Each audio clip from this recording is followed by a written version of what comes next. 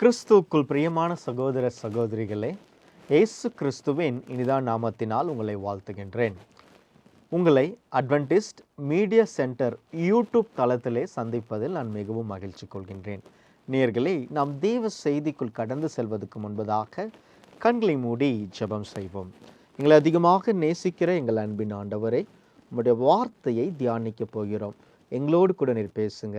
இயேசுவின் நாமத்தினால் கேட்கிறோம் எங்கள் பிதாவே, ஆமென். கிறிஸ்துவுக்குள் பிரியமானவர்களே, இன்று என்னுடைய செய்தியினுடைய தலைப்பு, இயேசு நம்மை சாத்தானின் வல்லமையிலிருந்து மீட்கிறார். Jesus redeems us from the power of Satan. இன்னைக்கு இந்த உலகத்தில் அநேகர்கள் சாத்தானுடைய வல்லமையில் அல்லது பிடியில் இருக்கிறதை நாம் பார்க்கின்றோம். தீய சக்திகள், தீய பழக்கங்கள், இருளின் வல்லமைகளால் தாங்கள் சிக்கிக்கொண்டு இருப்பதாக பலர் உணர்கின்றனர். அதை நாம் என்ன பண்ணுறோம் சொன்னால் பார்க்கின்றோம். இன்றைக்கி இந்த ஒட்டுமொத்த உலகமும் சாத்தானுடைய தீய சக்திகள், தீய பழக்கங்களில் மாட்டிகிட்டு இருக்கிறத நம்ம பார்க்குறோம். அப்போ சாத்தான் அப்படின்ற ஒருத்தன் உண்மையிலே இந்த உலகத்தில் அவன் இருக்கிறான்.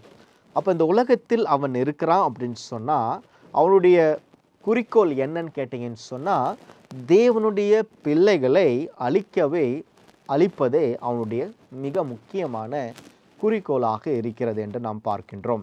அப்படிதான் வேதாகமும் நமக்கு சொல்லக்கூடியதை நாம் பார்க்கின்றோம். ஆனால் சாத்தானுடைய வல்லமையிலிருந்து நம்மை ஒருத்தரால் மீட்க முடியும்னா கர்த்தராகிய இயேசு கிறிஸ்து. அவர் நம்மை சாத்தானுடைய வல்லமையிலிருந்து மீட்கிறார் என்று என்ன பண்ணுறோம் நாம் பார்க்கின்றோம். ஆகையால் இன்றைய தினத்தில் இயேசு கிறிஸ்து எவ்வாறு நம்மை விடுவிக்கிறார் என்பதை குறித்து தான் இன்றைய தினத்திலே நாம் காணவிருக்கின்றோம். ஆகையால் நாம் யாவரும் தேவ சிந்தையோடு, ஜப சிந்தையோடு நாம் என்ன பண்ண போகிறோம்னு சொன்னால் இன்றைக்குரிய செய்தியை நாம் தியானிக்க போகின்றோம். நாம் வாசிக்கலாம் கொலோசியர் 1:13-14. கொலோசியர் 1:13-14. இருளின் அதிகாரத்தினின்று நம்மை விடுதலையாக்கி தமது அன்பின் குமாரனுடைய ராஜ்யத்திற்கு உட்படுத்தினோருமாக இருக்கிற பிதாவை ஸ்தோத்தரிக்கிறோம். இந்த 13வது வசனத்தில் 2 வார்த்தைகள் பயன்படுத்தி இருக்கிறத பார்க்குறோம். இருளின் அதிகாரத்திலிருந்து நம்மை விடுதலையாக்கினார் என்று சொல்லப்பட்டிருக்கிறத பார்க்குறோம். அப்போ இந்த இருளின் அதிகாரம் யாருடைய அதிகாரம்னு கேட்டிங்கன்னு சொன்னால் சாத்தானுடைய அதிகாரம். இந்த உலகம் இருளின் அதிகாரத்திற்குள் இருக்கிறதை நம்மால் பார்க்க முடிகின்றது. அப்போ இந்த இருளின் அதிகாரத்திலிருந்து இயேசு கிறிஸ்து நம்மை விடுதலையாக்குகிறார். அப்போ எப்படி நம்மை விடுவித்தார்னு கேட்டிங்கன்னா 14வது வசனத்தில், குமாரனாகிய அவருக்குள் அவருடைய இரத்தத்தினாலே பாவ மன்னிப்பாகிய மீட்பு நமக்கு உண்டாயிருக்கிறது. இயேசு கிறிஸ்து தம்முடைய பாடு மரணத்தின் நிமித்தமாக, சிலுவையை சுமந்தது நிமித்தமாக, உயிர்த்தெழுந்த நிமித்தமாக இன்னைக்கு நமக்கு ரட்சிப்பு வைக்கப்பட்டிருக்கிறத நம்ம பார்க்கின்றோம். சரிங்களா? இப்போ இயேசு கிறிஸ்து எப்படி நம்மை சாத்தானுடைய வல்லமையிலிருந்து மீட்கிறார் என்பதை குறித்து நம்ம என்ன பண்ண போறோம்னு சொன்னால் 3 காரியங்களை நாம் பார்க்க போகின்றோம். முதலாவது, இயேசு சிலுவையில் சாத்தானை தோற்கடித்தார். இயேசு கிறிஸ்து சிலுவையில் சாத்தானை தோற்கடித்தார் என்பதை நாம் புரிந்து கொள்ள வேண்டியது அவசியமாக இருக்கிறது என்று என்ன பண்ணுறோம் நம்ம பார்க்கின்றோம். சிலுவையில் இயேசு சாத்தானை ஒரேடியாக தோற்கடித்தார். அவனை தோற்கடிச்சிட்டாருன்னு சொல்லி பார்க்குறோம். அதாவது சாத்தான் இன்னும் சாகலை, அவன் உயிரோடு இருக்கிறான். ஆனால் அவனுடைய கிரியைகளை இயேசு கிறிஸ்து சிலுவையில் சாகடித்து விட்டார் என்று நாம் பார்க்கின்றோம். அதாவது புரிகிற மாதிரி சொல்லணும் அப்படின்னா, அவனுடைய அதிகாரம் ஆண்டவர்கிட்ட வாங்கப்பட்டது. அவன் நினைத்த எல்லாவற்றையும் அவனால் செய்ய முடியாது. ஏன் அப்படின்னு சொன்னால், அந்த அதிகாரத்தை தேவன் சிலுவையிலே பெற்றுக்கொண்டார் என்று நாம் பார்க்கின்றோம். அப்போ இயேசு கிறிஸ்து சாத்தானுடைய கிரியையை அழிப்பதற்காகவே இந்த பூமிக்கு வந்தார் என்று நாம் பார்க்கின்றோம். இயேசு மரித்து உயிர்த்தெழுந்த போது அவர் சாத்தானின் வல்லமையை முறியடித்தார். சரிங்களா? அப்போ அது வரைக்கும் நீங்கள் பார்த்தீங்கன்னா, ஆதாம் ஏவாள் பாவம் செய்த பிறகு பார்த்தீங்கன்னா இந்த உலகம் பாவத்தின் உச்சத்தில் இருந்ததை நம்ம பார்க்குறோம். நோவுடைய காலத்தில் ஜனங்க எவ்வளவு பாவத்தின் கேடான காரியங்களை செய்து கொண்டிருந்தார்கள் என்று நாம் பார்க்கின்றோம். சோதோம் குமாரா பட்டணத்தில் எப்படி அவர்கள் ஆணோடு பெண்ணோடு உறவு வைத்து கொண்டு இருந்தார்கள் என்பதை குறித்து நம்ம என்ன பண்ணுறோம் பார்க்கின்றோம். நினைவே பட்டணத்தில் எப்படி பாவங்கள் இருந்தது என்பதை குறித்து நாம் பார்க்கின்றோம். இஸ்ரவேல் ஜனங்கள் எப்படி பாவத்தினால் பெருகி கொண்டு இருந்தார்கள் என்று நாம் பார்க்கின்றோம். ஆனால் இயேசு கிறிஸ்து சிலுவையில் மரித்து பிறகு நீங்கள் பார்த்தீங்கன்னா புதிய ஏற்பாடு நீங்கள் வாசிக்கிறப்ப 12 சீடர்கள் வல்லமையோடு ஊழியத்தை செய்வதை நம்மால் பார்க்க முடிகின்றது. சபைகள் ஸ்தாபிக்கப்பட்டதை நம்மால் பார்க்க முடிகின்றது. 3000 பேரும் 5000 பேருமாக சபையில் சேர்க்கப்பட்டதாக வேதாகமம் குறிக்கிறத நம்ம பார்க்கிறோம். அப்படின்னா சாத்தானுடைய அந்த முழுமையான ஆளுமையை ஆண்டவர் சிலுவையிலே அவர் வெற்றி சிறந்தார் என்று என்ன பண்ணுறோம் நம்ம பார்க்கின்றோம். அப்போ பிசாசு இப்போது தோற்கடிக்கப்பட்ட ஒரு எதிரி அப்படின்றத நம்ம என்ன பண்ணணும்னு சொன்னால் புரிந்து கொள்ளணும். அப்போ தோற்கடிக்கப்பட்ட எதிரியை நம்மளால் என்ன முடியுங்க, ஜெயிக்க முடியும் அப்படின்றத நம்ம புரிஞ்சுக்கணும். வாசிக்கலாம் 1 யோவான் 3:8 வசனம். 1 யோவான் 3:8 பாவம் செய்கிறவன் பிசாசினால் உண்டாயிருக்கிறான், ஏனெனில் பிசாசானவன் ஆதி முதல் பாவம் செய்கிறான். பிசாசினுடைய கிரியைகளை அழிக்கும்படிக்கு தேவகுமாரன் வெளிப்பட்டார் என்று வேதம் சொல்லக்கூடியதை பார்க்குறோம். அப்போ இன்னைக்கு நம்ம பாவம் செய்கிறோன்னு சொன்னால் சாத்தானுடைய கிரியைகள், சாத்தானுடைய குணம் நமக்குள்ளே இருக்குது. அந்த கிரியைகளை அழிப்பதற்கே இயேசு கிறிஸ்து இந்த பூமிக்கு வந்தார் என்று நாம் பார்க்கின்றோம். அப்படின்னா இயேசு கிறிஸ்து சாத்தானை சிலுவையில் அவர் முறியடித்தார். அப்போ இன்னைக்கு நமக்கு பாவ மன்னிப்பாகிய மீட்பு குமாரனாகிய கிறிஸ்துவுக்குள் இருக்கிறது. நம்ம பாவம் செய்கிறப்ப, நம்ம ஆண்டவர்கிட்ட மன்னிப்பு கேட்குறப்ப நமக்கு விடுதலை கிடைக்கிறது மாத்திரம் கிடையாது, பாவத்தை மேற்கொள்ளக்கூடிய பலத்தையும் ஆண்டவர் தரக்கூடியவராக இருக்கிறார் என்று நாம் பார்க்கின்றோம். இரண்டாவதாக இயேசு கிறிஸ்து எப்படி நம்மை சாத்தானுடைய வல்லமையிலிருந்து மீட்கிறார் என்று நாம் பார்க்கும் பொழுது, இயேசு நம்மை சாத்தானின் ராஜ்யத்திலிருந்து மீட்கிறார்.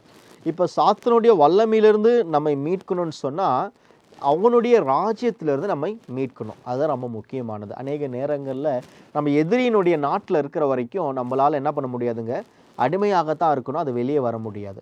அப்போ இந்த உலகத்தின் அதிகாரம் சாத்தானுடைய கையில் இருந்தாலும் ஆண்டவருடைய பிள்ளைகள் சாத்தானுக்கு அடிமைகளாக இல்லை. ஏன் அப்படின்னு கேட்டிங்கன்னா அவங்க தேவனோடு இருக்கிறாங்க. அப்போ இந்த உலகத்தில் இருக்கக்கூடிய, இந்த உலகத்தின் ராஜ்யத்தில் இருக்கக்கூடிய நம்மை இயேசு கிறிஸ்து மீட்கிறார். அதை நம்ம புரிஞ்சுக்கணும். இந்த உலகத்தில் நீங்கள் இருந்தாலும் நீங்கள் உலகத்துக்குரியவர்கள் அல்ல என்று வேதம் சொல்லக்கூடியதை பார்க்குறோம். அப்போ இயேசு நம்ம சாத்தானுடைய ராஜ்யத்திலிருந்து விடுவிப்பதற்காகவே அவர் வந்தார். இன்றைக்கி இந்த உலகம் சாத்தானுடைய கையில் இருக்குதுங்க. ஒவ்வொரு துறையை நீங்கள் பார்த்தீங்கன்னா சாத்தானுடைய கையில் இருக்குது. ஒவ்வொரு கிரியைகளும், மனிதர்கள் செய்யக்கூடிய ஒவ்வொரு கிரியைகளும் சாத்தானுடைய கிரியைகளாக இருக்குது. ஆனால் தேவ பிள்ளைகள் தேவனை நம்பி இருக்கும் பொழுது ஆண்டவர் அவங்கள அதற்கு உடையவர்களாக வைக்காதபடி பரலோகத்துக்கு ஆண்டவர் தகுதிப்படுத்துகிறார். கொலோசியரில் நம்ம வாசிக்கிறோம், உங்களுடைய குடி உரிமை எங்கே இருக்குன்னா பரலோகத்தில் இருக்குது. மேலானவைகளை தேடுங்க, பரலோகத்துக்குரியவைகளை தேடுங்கள், பூலோகத்தில் இருக்கிறத தேடாதீங்க, மேலானவைகளை தேடுங்கள் சொல்லி 3வது அதிகாரத்தில் சொல்லப்பட்டிருக்கிறத பார்க்குறோம். அப்போ நம்ம இயேசுவை ஏற்றுக்கொள்ளும் பொழுது, பாவ மன்னிப்பை பெற்றுக்கொள்ளும் பொழுது இந்த ராஜ்யத்துக்கு நாம் உரியவர்கள் அல்ல, பரலோகத்துக்கு உரியவர்கள் என்பதை நமக்கு சொல்லக்கூடியதை பார்க்கிறோம். அதை நாம் புரிந்து கொள்ள வேண்டியது அவசியமாக இருக்கிறது. அப்போஸ்தலர் 26:17-18 வாசிக்கிறப்ப பவுல் சொல்றாரு, ஆண்டவர் என்னை அழைக்கிறப்ப அவர் சொல்றாரு, அவர்கள் இருளை விட்டு ஒளியின் இடத்திற்கும் சாத்தானுடைய அதிகாரத்தை விட்டு தேவனிடத்திற்கு திரும்பும்படிக்கு நீ அவர்களுடைய கண்களை திறக்கும் பொருட்டு. அப்போ பவுலை ஆண்டவர் அனுப்புகிறார். ஏன் அனுப்புகிறாருன்னா, இந்த உலகத்திற்கு கூடிய நிறைய பேர் இருளில் இருக்கிறாங்க, சாத்தானுடைய அதிகாரத்தில் இருக்கிறாங்க, அவங்கள நீ ஒளியில் கொண்டு வரணும்னு சொல்லி அனுப்புகிறாரு. இன்றைக்கி இந்த உலகத்தில் ஆண்டவர் நம்ம ஏன் அழைச்சிருக்காருன்னு சொன்னால், எத்தனையோ பேர் நம்மை போல இருளில் இருக்கிறாங்க, வெளிச்சத்துக்கு வந்த நாம் அவங்கள வெளிச்சத்துக்கு அழைத்து வர வேண்டியது அவசியமாக இருக்கிறது என்று என்ன பண்ணுறோம் நம்ம பார்க்கின்றோம். எபிரேயர் 2:14-15 வாசிக்கிறப்ப இயேசு கிறிஸ்து எப்படி பிள்ளைகள் மாம்சத்தையும் சதையும் உடையவர்களாக இருந்தாங்களோ, இயேசு கிறிஸ்து அதை போலவே மனிதர்களைப் போலவே இந்த பூமிக்கு வந்து மரண பரியந்தம், அதாவது மரணம் வரைக்கும் அவர் பாடுபட்டு மரித்து பிசாசை தமது மரணத்தினாலே அழிக்கும்படிக்கு அப்படி செய்தார் என்று வேதம் சொல்லக்கூடியதை நாம் பார்க்கின்றோம். ஆகையால் தேவன் நமக்காக அவர் என்ன பண்ணுறாருன்னு சொன்னால், அவர் முயற்சி செய்து கொண்டு இருக்கிறத நம்மளால் பார்க்க முடிகின்றது. மூன்றாவதாக இயேசு நமக்கு சாத்தானின் மேல் அதிகாரம் அளிக்கிறார். இயேசு நமக்கு சாத்தானின் மேல் அதிகாரம் அளிக்கிறார் என்று நாம் பார்க்கின்றோம். 2 காரியத்தை நம்ம பார்த்தோம். மூன்றாவது ரொம்ப முக்கியமானது. ஏன் அப்படின்னு சொன்னால், சாத்தானை அழிப்பதற்கான அதிகாரம் நமக்கு தேவை. நமது மீட்பராகிய இயேசு பிசாசை எதிர்த்து நிற்கும் வல்லமையை நமக்கு அளிக்கிறார். அதை நாம் புரிந்து கொள்ள வேண்டும். நாம் பயத்துடன் வாழ வேண்டிய அவசியம் இல்லை. எப்படி சாத்தானை எதிர்த்து நிற்க முடியும் அப்படின்னு கேட்டிங்கன்னு சொன்னால், ஜெபம், தேவனுடைய வார்த்தை மற்றும் பரிசுத்த ஆவியின் மூலமாக எதிரியின் ஒவ்வொரு தாக்குதலையும் எதிர்த்து நாம் உறுதியாக நிற்க முடியும். அது எப்படி சாத்தியம்னா, நம்ம தினமும் ஜெபம் செய்யணும், வேதம் வாசிக்கணும், உபவாசம் இருக்கணும். இது ஆண்டோடு கூட நாம் இணைந்து இருக்கும் பொழுது சாத்தானை நிச்சயமாக நம்மளால் என்ன முடியுங்க, மேற்கொள்ள முடியும் என்று வேதம் சொல்லக்கூடியதை நம்ம என்ன பண்ணுறோம் பார்க்கின்றோம். யாக்கோப்பு 4:7 ஆகையால் தேவனுக்கு கீழ்ப்படிந்திருங்கள், பிசாசுக்கு எதிர்த்து நில்லுங்கள், அப்பொழுது அவன் உங்களை விட்டு ஓடி போவான். வேதம் சொல்லுது, தேவனுக்கு நீங்கள் கீழ்ப்படிந்திருக்கிறப்ப பிசாசுக்கு உங்களால் என்ன பண்ண முடியுங்க, எதிர்த்து நிற்க முடியும் என்று சொல்லப்பட்டிருக்கதை பார்க்குறோம். லூக்கா 10:9-19 இதோ சர்ப்பங்களையும் தேள்களையும் மிதிக்கவும் சத்துருடைய சகல வல்லமையும் மேற்கொள்ளவும் உங்களுக்கு அதிகாரம் கொடுக்கிறேன், ஒன்றும் உங்களை சேதப்படுத்த மாட்டாது. ஆம், கிறிஸ்துவுக்குள் பிரியமானவர்களே, சாத்தானை எதிர்த்து நிற்கக்கூடிய வல்லமையை கர்த்தர் நமக்கு தந்திருக்கிறார். அந்த வல்லமையை நாம் புரிந்து கொள்ள வேண்டியது அவசியமாக இருக்குது.